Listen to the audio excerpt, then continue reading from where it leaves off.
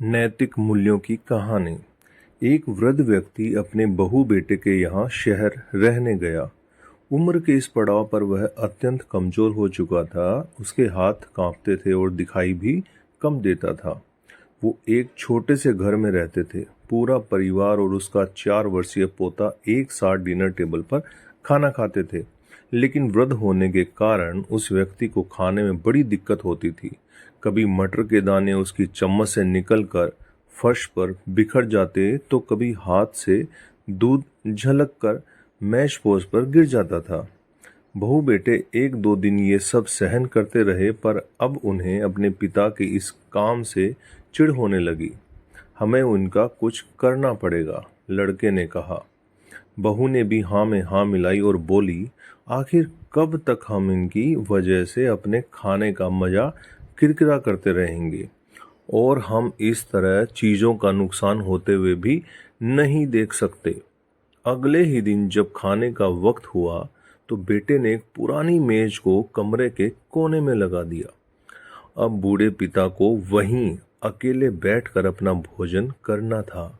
यहाँ तक कि उनके खाने के बर्तनों की जगह एक लकड़ी का कटोरा दे दिया गया था, ताकि अब और बर्तन ना टूट फूट सकें। बाकी लोग पहले की तरह ही आराम से बैठकर खाते, और जब कभी कभार उस बुजुर्ग की तरफ देखते तो उनकी आंखों में आंसू दिखाई देते। यह देखकर भी बहू बेटे का मन नहीं पिघलता। वो उनकी छोटी से छोटी गलती पर ढेरों बातें सुनाते। वहां बेटा बालक भी यह सब बड़े ध्यान से देखता रहता और अपने में मस्त रहता। एक रात खाने से पहले उस छोटे बालक को उसके माता पिता ने जमीन पर बैठकर कुछ करते हुए देखा। तुम क्या बना रहे हो? पिता ने पूछा। बच्चे ने बड़ी मासूमियत के साथ उत्तर दिया, अरे मैं तो आप लोगों के लिए एक लकड़ी का कटोरा बना रहा हूं, ताकि जब मैं बड़ा हो जाऊं तो आप लोग इसमें खा सकें। और वह पुनः अपने काम में लग गया।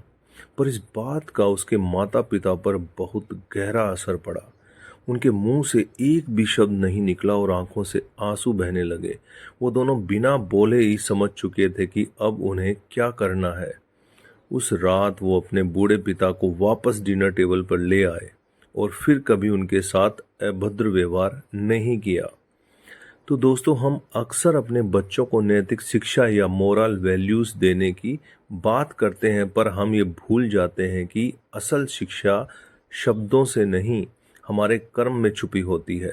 अगर हम बच्चों को बस ये उपदेश देते रहें कि बड़ों का आदर करो, सबका सम्मान करो और खुद इसके उलट व्यवहार करें, तो बच्चा भी ऐसा ही करना सीखता है।